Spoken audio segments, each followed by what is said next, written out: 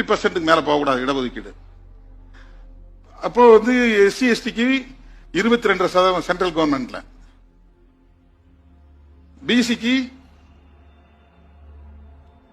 27, 22 SC எஸ்டிக்கு 15 plus 7.5, 15 எஸ்சிக்கு 7.5 வந்து எஸ்டிக்கு. இது எஸ்டி, இது எஸ்சி. ஓகேங்களா? இந்த 22, 27 மொத்தம் 49. அப்ப 50க்கு மேல போகல. மிச்சம் 50.5.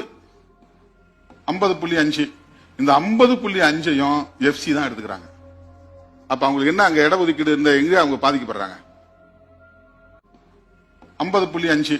இந்த 50.5ஐயும் எஃப்சி தான் எடுத்துக்கிறாங்க. அப்ப அவங்களுக்கு என்ன அங்க இடஒதுக்கீடு இருந்த எங்க அவங்க பாதிக்கப்படுறாங்க? அவங்க எப்படி டிஸ்கிரிமினேட், அவங்களுக்கு எங்க அங்க விக்டிமைசேஷன் எங்க இருக்குது? இந்த இது வந்து இவங்களுக்கு இங்க சீல் வச்சுட்டாங்களே. இதுல ஓபிசி வந்து 27 தான் போக முடியும், எஸ்சி எஸ்டி வந்து 22 தான் போக முடியும். இது சீல்டு. மிச்சம் இருக்கிறது rest of the reservation, rest of the பர்சன்டேஜ்ங்கிறது 50.5, 50.5. இது 50.5 டோட்டலா எஃப்சி தான் எடுக்கிறாங்க. டோட்டலா எஸ்சினாக்கா அதுல பெரும்பாலும் பிராமின் தான்.